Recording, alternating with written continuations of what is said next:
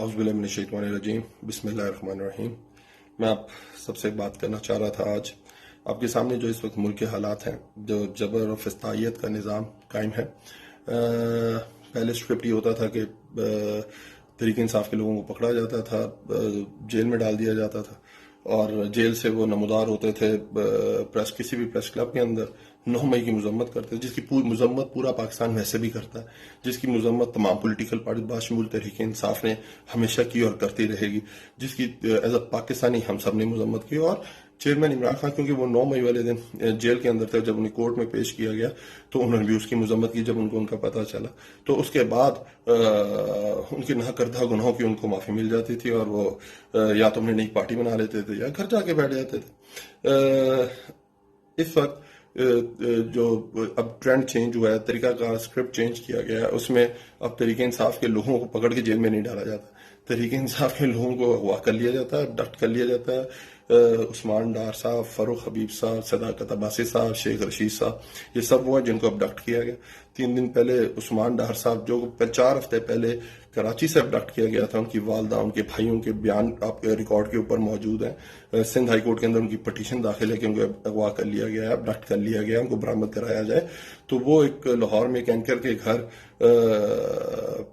نمودار ہوتے ہیں، ان کے ایک انٹرویو دیتے ہیں۔ آپ کو پتا ہے کہ سب پاکستانی چیز سمجھ چکا ہوا ہے کہ وہ کس جبر اور فسادیت کے نیچے وہ ٹی وی پروگرام ریکارڈ کرایا گیا ہوگا۔ آج جو میں مین بات آپ سے کرنا چاہتا ہوں، ایز اے مسلمان میں یہ حلف اٹھاتا ہوں، اب یہ بات حلف پہ کرتا ہوں کہ مجھے تحریک انصاف سے منسلک ہوئے لگ بھگ 21 سال ہو گئے۔ میں 2003 میں تحریک انصاف میں شامل، اس کے اندر لا محالہ میٹنگز ہوئی ہوں گی چیئرمین صاحب کے ساتھ، کبھی جنرل سیکرٹریز کے ساتھ، کبھی ریجنل جنرل سیکرٹریز کے ساتھ، اور اس طرح کی جس طرح پولیٹیکل سٹرکچر ہوتا ہے پولیٹیکل پارٹیز کا۔ آج تک چیئرمین تحریک انصاف نے کبھی بھی کسی بھی تنصیبات پہ، چاہے وہ سرکاری تنصیبات ہوں، چاہے وہ ملٹری تنصیبات ہوں، یا چاہے وہ پرائیویٹ تنصیبات ہوں، کبھی بھی چلاؤ گھراؤ توڑ پھوڑ کی کبھی بھی کوئی انسٹرکشن، کبھی بھی کوئی مشورہ، کبھی بھی کوئی آرڈر آج تک نہیں دیا۔ وہ ہمیشہ جو بات کرتے تھے وہ امن کی بات کرتے تھے، اور وہ جو بات کرتے تھے امن کی، وہ اس کا ٹریک ریکارڈ ثابت کرتا ہے۔ 97 سے لے کے آج تک آپ دیکھیں، ہم نے چیف جسٹس موومنٹ میں شریک ہوئے، لانگ مارچ ہوئی، ایک گملہ نہیں ٹوٹا۔ ہم نے ڈرونز کے خلاف امن مارچ کیا، ایک گملہ نہیں ٹوٹا۔ وزیرستان تھا، ایک گملہ نہیں ٹوٹا۔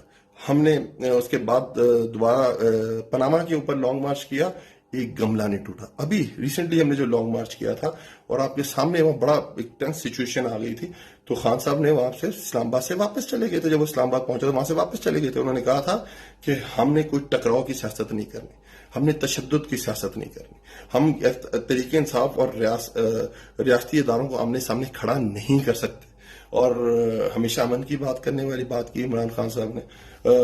تو آج کے بعد، کیونکہ آپ کے سامنے جو نیا طریقہ کار آیا ہے، اس میں وہ ابڈکٹ کر لیا جاتا ہے، تو اگر مجھے ابڈکٹ کر لیا جاتا ہے اور اس کے بعد کوئی میسج آتا ہے میری طرف سے، کوئی پریس کانفرنس ہوتی ہے میری، یا میرا ٹی وی پروگرام کرایا جاتا ہے، کوئی ویڈیو میسج آتا ہے، تو آپ سمجھ جائیے گا کہ وہ ایک جبر کے نیچے ہے، ایک فسطائیت کے نیچے ہے۔